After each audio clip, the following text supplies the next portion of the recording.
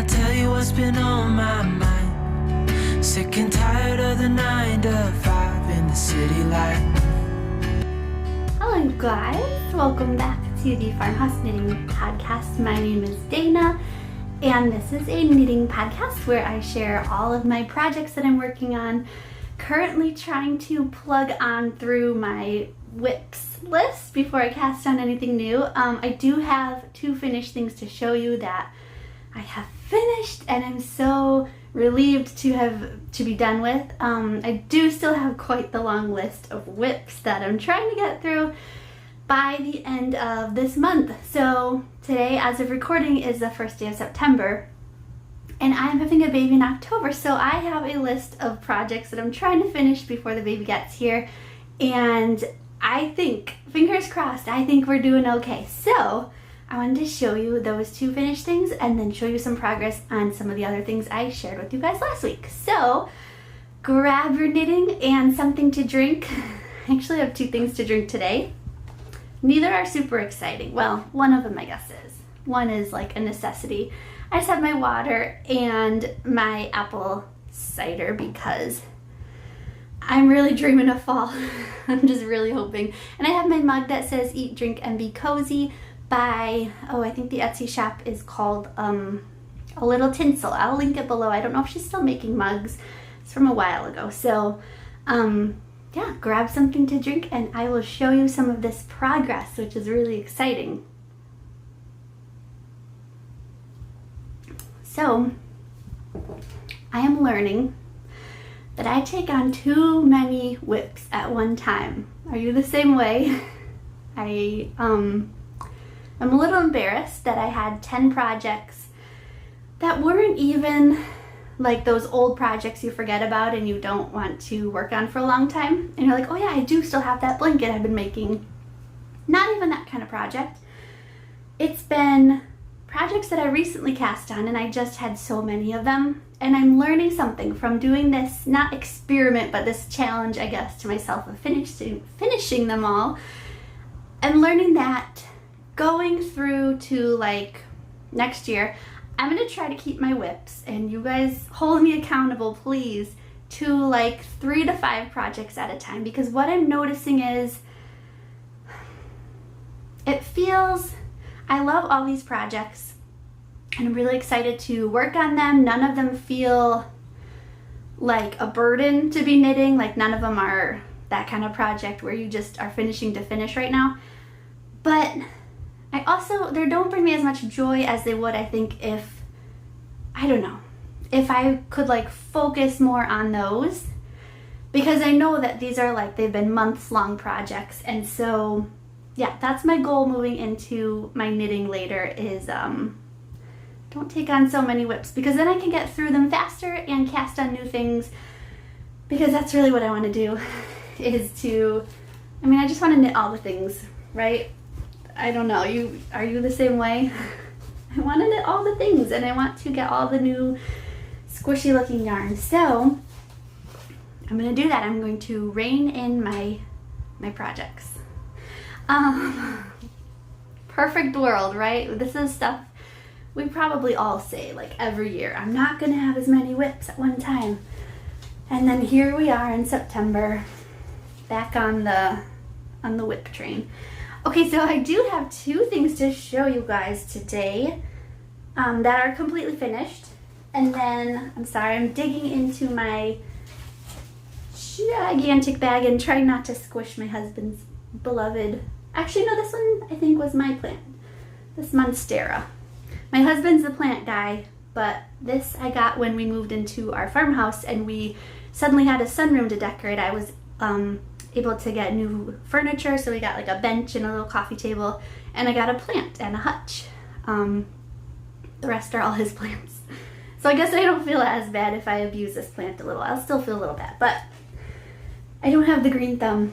I do have 2 finished projects to show you those. So speaking of my husband, these are the socks that I was working on the past 2 episodes, I think. It is his birthday in October, and so he's been really eyeing these socks I've been making lately, and he really wanted a pair that had a heel and everything. So I now have, and I don't have them on sock blockers because I think they're in my closet right now.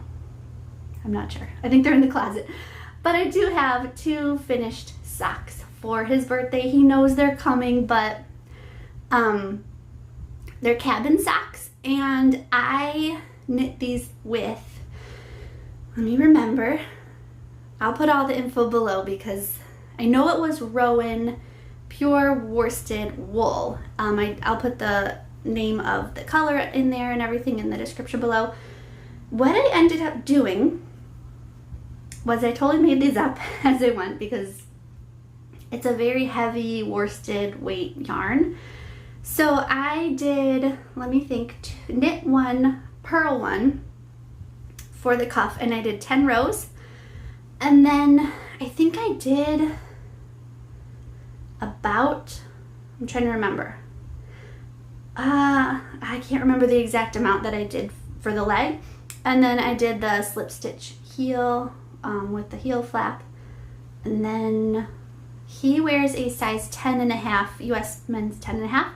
So I do know that I knit from where I picked up, I knit 40 rows before getting to the decreases. And then, oh, and I cast on 44 stitches. So I forgot how many stitches per inch that was. It was maybe like 20 stitches in a 4-inch swatch, something like that. And then, yeah, I decreased until I had 10 stitches on needle 1, 10 stitches on needle 2, and then I did the Kitchener to close up the toe. So I'm really excited about those. He does know that they're coming, so they're not a complete surprise, but we did order him something 2 days ago, and they got here yesterday already. He knows where they're from, so I'll just say they're from the John Deere store. He loves tractors, and his name is Dayna Dyer, close to John Deere. So we got something else for him that is a complete surprise, but these he does know about, and he's tried on because I made up the pattern and I didn't know how big to make it. I actually had never really made him fitted socks before, so that is fun that those are done, and I can feel good about having his birthday present ready. I should tell you, I'm not wearing knitwear today because it is maybe 80 degrees? No, 79 degrees. We're not above 80 yet. But I am wearing my little bracelet, which is one of my designs. I'll link down below if you want. It's just a little cable knit bracelet. It's seamless, and it just has a very simple cable, and it has, I think I have sizes from toddler all the way up to adults. So that's all the knitwear I'm actually wearing today. Sometimes I actually wear socks, even though it's summer. I wear my socks during the podcast, and even though I don't show you guys them, I'm like, I'm wearing something knit today, and then I forget to even mention it. / I don't think I can show my feet from all the way up there. I'm not that flexible. So that was finished object number 1. And then number 2 is exciting because it also has to do with the upcoming month where we're expecting our little baby boy. So I cast on maybe 2 or 3 weeks ago the Rose Love blanket, which is a free pattern on my blog. There's a pattern on Ravelry too, but I knit this with Yarn Bee Snuggle Up in silver, and it's just a car seat blanket, so, or like a stroller blanket. I don't think I get the whole thing in there, but it really only goes to about here, and I found that that is the perfect size for car seats and strollers because it's just enough for a baby to hold on to, not a newborn, but as they get a little bit bigger, like 6 to 12 months, something they can hold on to. It's not so huge that it gets stuck in like the wheels of the stroller. If a baby drops it in the car, it's not so tiny like a little lovey or a pacifier that you're trying to dig back there and get it. So I love this blanket. This is I don't know if I said it, it's the Rose Love blanket. And I did knit one identical to this in pink for our daughter Lucy Rose. So that is why it's called Rose Love. And I had this yarn in my stash, and I was apparently really wanting to knit something else for the baby. I already knit him a blanket, but this is blanket number 2. And I know that my mom is knitting him a blanket, and so I'm not going to knit him any more blankets because that gets to be a lot. When you have 4 kids and they all have like 4 hand knit blankets, that's just a lot to stash and put in bins when it's out of season. So yay, I have 2 finished projects. I just finished actually both of those last night, and so I'm very excited. I now have 2 to show you progress on, and 2 that I don't have any progress on yet, but so that's 4, right? I'm trying to remember, I don't think I have anything else. 4 on my whip list that originally were on my list. I haven't cast on anything new, and I'm not going to cast on anything new until those 4 are done. So that's really exciting. I feel like it's a little bit manageable. A little bit. I mean, it's really tempting. If you saw last week's episode, you saw that I had just unboxed a bunch of yarn that I got, and I really want to cast on, but I'm like, don't do it. Don't do it. And that's not to say I can't knit at all when I have a newborn. I just know that for me, if I have something that I was working on and then I have a baby, I'm probably not going to be as likely to pick up that project again because I kind of like lost that fire to work on that specific project. Whereas if it's something I just started, I think I'll be more excited to finish it. So that's the hope anyway. We'll see.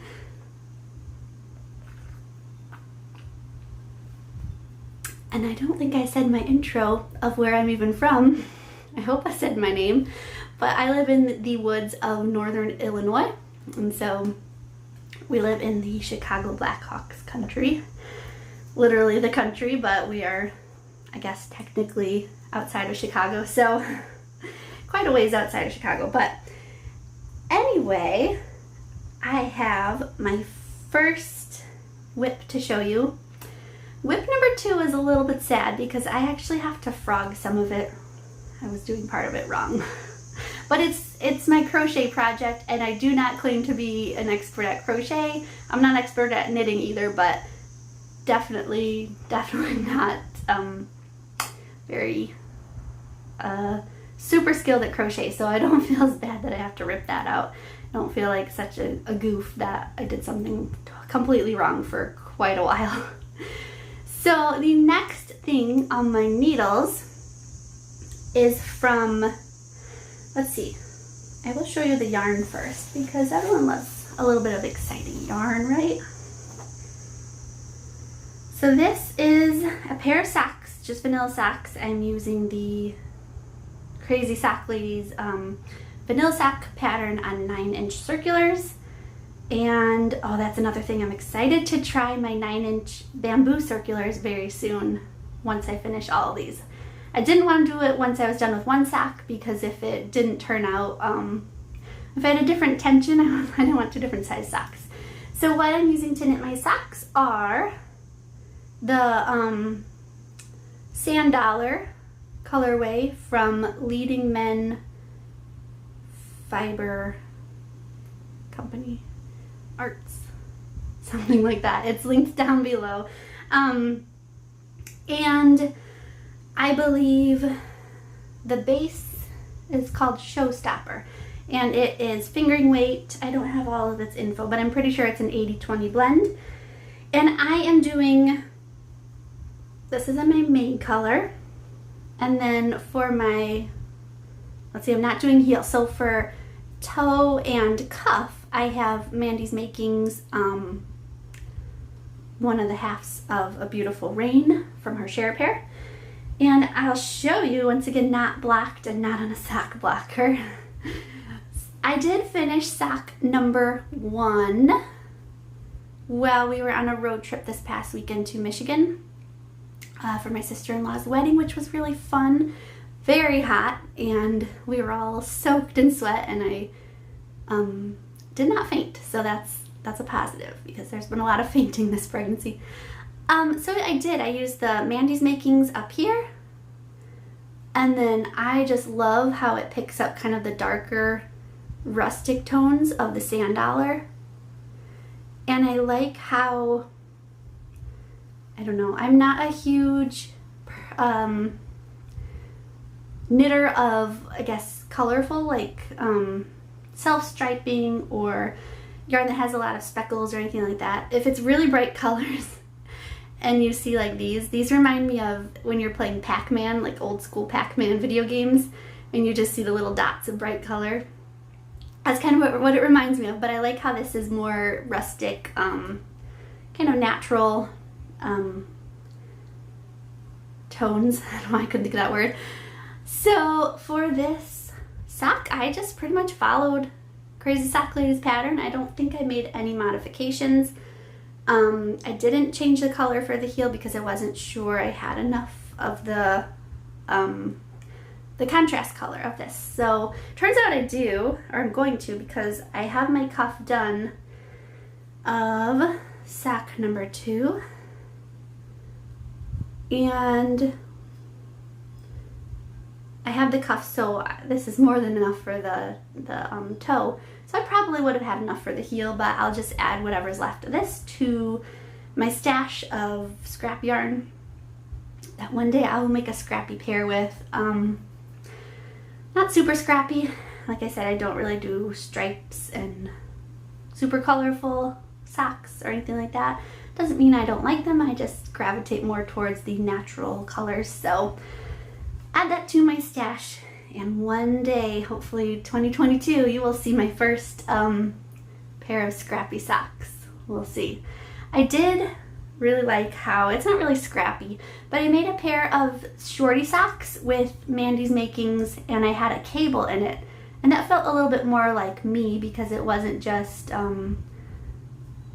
scrappy socks. Like, I guess I'm more of a cable knit sock in earth tones, and I feel like that was more a pair that represented me, so maybe I'll do something like that again with cables in it. And if you want to see that video, I will link it. I don't remember which side it pops up, but if you're watching on TV, this can look really funny because it doesn't actually pop up, at least on my TV.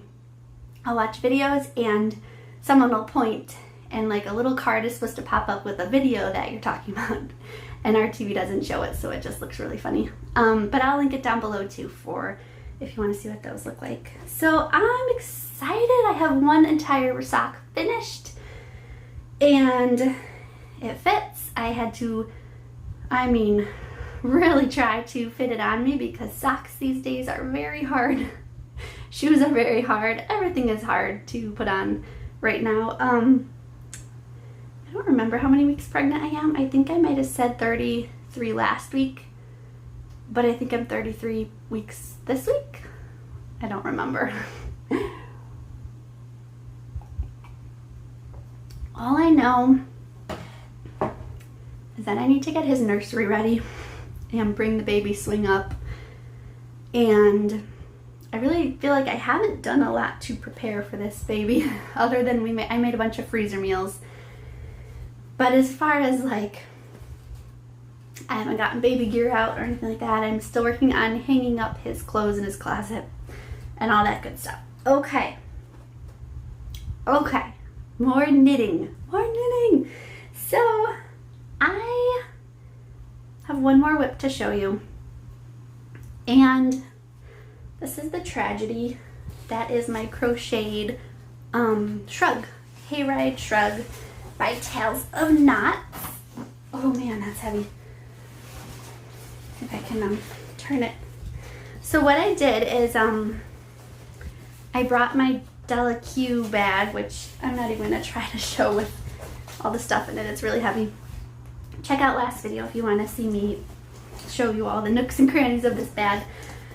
But in the car, I had the side pocket where it's like the project bag within a bag. And in it, I have my Hayride Shrug, which I'm very excited about. It's something I can actually wear this year because closed sweaters and stuff don't work. So I have the whole shrug part done, and it's just a very simple like a shell stitch, I guess. It's 3 half double crochets and then you skip a few, and then it's a free pattern on her blog. You can also find it on Ravelry. However, when I got to the ribbing, and I will insert a picture of what it's supposed to look like because I don't think I did last time. This is not crocheted ribbing at all. This is just more half double crochet, because what I found what I was doing is something completely wrong. But such is the life when you don't crochet very much. So what I was doing is, instead of, I'm going to try to show you it up close. It just doesn't feel as natural to crochet for me. So I've got my next chain right here. So what I was doing is doing my yarn over, putting it under the top 2 and the third, which I guess is I forgot the abbreviation is. It was like 3L HDCH. I don't know. Either way, I was putting it under all 3 chains, when in reality, to make it look like ribbing, I am supposed to yarn over, ignore the first 2, and go for its little third. I don't know if this makes any sense for you guys, but, and see, I haven't even done it, so I haven't even like figured out how the heck you do that. So I'm going into the little bottom, pulling through, and then going through the 3, I believe. And that's supposed to make, oh yeah, I guess I see it. That's supposed to make the V face out instead of like up, if that makes sense. So I have to frog this entire grayish section, which kind of stinks, but I don't know, hopefully it will turn out better. I just have to kind of figure out how to hold my hook and do that, because it feels really weird to me to avoid those first 2 like the 2 V stitches or chains or whatever. So that feels really weird, and that will take some practice. But what got me is that this yarn was starting to get very low, and I don't have another skein of it. This yarn is Barocco Remix, I think is the name of it. This yarn is Knit Picks, Wool of the Andes, and Farmhouse Heather. And I was realizing that I was starting to get really low on this for only having done, I mean, like maybe a quarter of the way across, and then I have to do the bottom. And I checked how much yarn it would need versus how much I had. I'm hoping that by doing the ribbing, this will take less yarn, because I'm gonna run out of yarn. So that's what tipped me off, is that, hey, maybe you're not doing it right. So I put it away in the car, picked up the other things that I was working on, like the socks and the blanket and stuff, and just thought, you know what, that's tomorrow Dayna's problem. I'm not gonna wrestle with it in the car on this road trip. So I'm glad that I found out the problem, because I went back through, read the pattern a little slower. Still a little confusing, but again, I'm not someone who reads crochet patterns all the time, so that could just completely be on me. So yeah, I'm hoping that this one will get done, because that seems like it's going to be the longest one to finish. The other 2, I do have a third, but I didn't include that whip into my want to finish by the end of September pile, because it's a stocking. There's a lot of color work. It's very involved, and I know there's probably no way I'm going to finish it by Christmas, let alone by September. So my other 2 whips that are on my list, besides these vanilla socks and this Hayride shrug, are, Oh, just like a little dinosaur lovey tiny blanket for baby that the girls picked out, his sisters picked out for him. And then the other thing is the Millie vest by Milla Mia, and it's this really cute color work Fair Isle like baby vest that I'm hoping he'll wear at Christmas. And so that is probably what I'll focus on next. I'd say my biggest two, it's kind of backwards because the other two are for babies, but my biggest two exciting whips are these socks and the Hayride Shrug. But I do need to finish the vest and the lovey, because once he's here, I'm not probably going to do any knitting anytime soon. So let me think. I believe that is all I have to share today. It's a short one. I'm not very far into the video. Usually these have been lasting longer, but like I said, I really put my focus on these whips and hoping that I could finish them up. So that is the end of the knitting content that I have for you guys. I don't have any yarn to show you. I have ordered yarn, and I do think I might be getting yarn for my birthday because that's pretty much all I asked for, but I don't have those yet, so I don't have anything else to share with you. But I will sit and, you know what I should do? I was gonna say I'll sit and knit with you for a little bit, but I'm gonna frog this poor Shrug with you guys and just kind of chat, because it's kind of a sad, lonely part of the knitting or crocheting process is when you have to rip something out. So maybe if I have a friend to do it with, it won't hurt as much.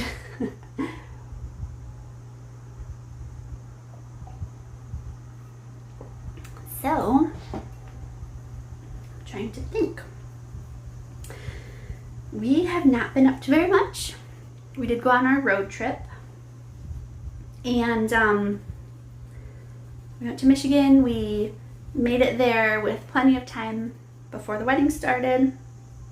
We stayed the night, and then we left the next morning at about 9:30 Eastern time. And we here in Illinois are Central time, so about 8:30. It took us almost 6 hours to get home because, not because of traffic. A lot of times our road trips take longer going through like the southern part of Chicago, not even in Chicago, but just around there, and then through Indiana can take a while. But we had a lot of potty breaks between the two girls and honestly myself. We just had to constantly, it was like every 30 minutes someone had to go to the bathroom, and then we just stop for lunch and all that stuff. So it was a long time in the car, but we had a lot of fun. I'm trying to be mindful of this. Okay, so while I'm ripping this, frogging it, I'm trying not to, what I usually would do, or our lighting just got weird. What I usually would do would be wind this as I unravel straight from the project. What I'm trying to do and remember to do is to pull it off of the project first. So I've pulled this much off, but I haven't wound it up yet. And the reason I'm doing that is because then I can wind it more loosely, which I didn't even know was a thing and didn't even know affected the yarn. And then I watched the Very Pink Knits video where she was talking about winding your yarn twice. So if you haven't watched that, go check it out. And then I think I saw Andrea Mowry had a video where she might have answered some questions about that too, but I didn't actually watch the video. It was just in like the title. So basically I don't want to be pulling it too tight while I frog it, which makes total sense. I just never really thought of that way. Like if you're just winding it with tension, you're messing with the really the structure of the yarn. So I'm trying to be better about that, and just, it makes it harder honestly, because then you are dealing with more of a tangled mess as you are trying to get it onto the skein of yarn. So that is why I'm doing that this way this time. That's not how I normally would have done it, but so what I mean is, like, normally it would be like this and I would just wind it from here, but then you're getting that pull. So we're gonna try it this way. We're just turning over new leaves here. So what else? That was basically our weekend. We didn't do a whole lot last week. We're into the full swing of homeschooling and just trying to get into our pattern of what works for us, and also like the combination of what subjects go with what during the day. So I am primarily homeschooling my kindergartner, and my preschooler is going to go to school 2 days a week and then do homeschool 2 days a week, and then we have Fridays where it's off. So some of the subjects that Clara is doing, my kindergartner, are like reading and handwriting. She's doing math, science. I got a really fun geography book, but it's like teaching her how to read a map. Or one of the things she did yesterday was she read a treasure map by not learning because she knows, but practicing following directions of left, right, up, and down. And she really seemed to like that. But I am a little unsure about her math and her science. They seem too easy for her so far, and they're kindergarten level, but I know people who homeschool before have told me don't follow grade levels. You just have to follow what your kid is showing you they know and stuff. So I'm trying to gauge if we need to get another book. I probably will have her work through this through Christmas and just kind of watch and see, revisit it when we get to January and see if she needs anything else, like more of a first grade level. And even the science, it's not really, I don't know, it's just not, we're not doing like experiments or really talking about much, other than so far it's been like a little bit about her, like about her, all about me, and a little bit about the weather and stuff that I feel like she already knows. So that's what we're trying to figure out there. And there's really no right answer other than you just have to go with it and see what's working. And if she seems bored or she's just flying through it, then I'll have to find something else for her to do. So excited for that. Let's see, what else are we doing? This next week we're going to my grandparents' house this weekend, and celebrating fall birthdays. And we don't have a lot of winter birthdays or spring birthdays in my family, like my extended family.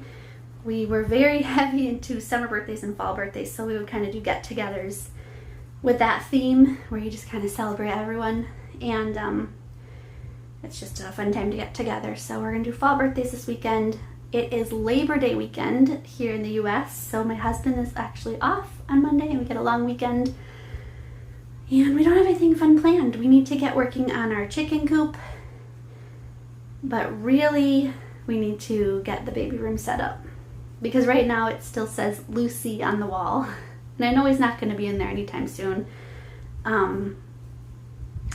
But I feel like we should at least get his sister's name off of his wall. I have not packed a hospital bag yet, and if I'm 33, 34 weeks, now's probably the time that I want to do that, because I have gone early before. So we'll just kind of be doing baby prep this weekend, I guess. We need to get the swing from the basement and clean it.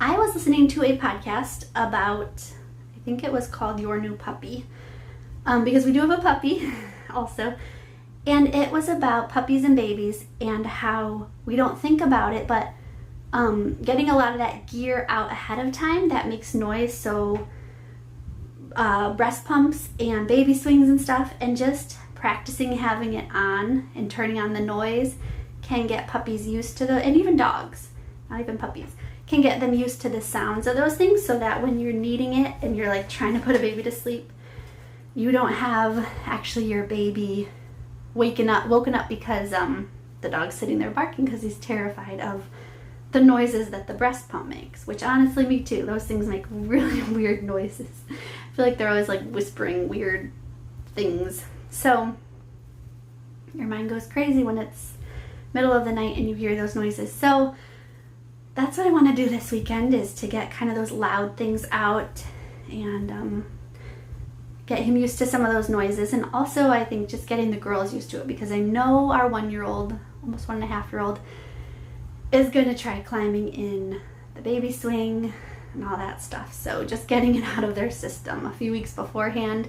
And the reason that the puppy podcast said to do it also was because then it's far away enough from the baby coming that they won't associate that scary noise with the baby, which could lead to like biting and aggression. So if you have a puppy and a baby, or you are expecting to have one, that is, I guess, the only tip I can recommend right now, because I haven't actually done both of them at once yet. So that's what we'll do this weekend, and I will be back with another episode next week. Hopefully this Shrug won't look so sad by that point, because here's where I'm at now. It's very sad to rip out that much work. That was like half a skein of yarn. But I feel good about it. I do feel like it's not a waste of time. It's going to be worth it. It's going to be cute. So yeah, I'll be back next week with an episode. I'm currently working on videos for when I have the baby and scheduling those so that they'll come out in October. I told you it gets all tangly when you do it this way, but hopefully it's working better. October and November and December, and then if I have time, I will also schedule some videos for January, and depending on how I feel, hopefully I will be able to do a podcast episode in January.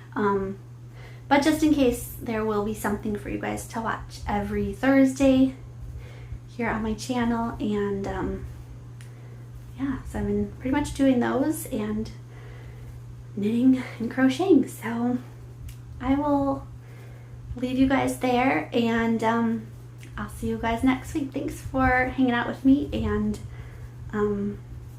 yeah, I hope you have a great Labor Day weekend if you're here in the US, and I'll see you guys next week.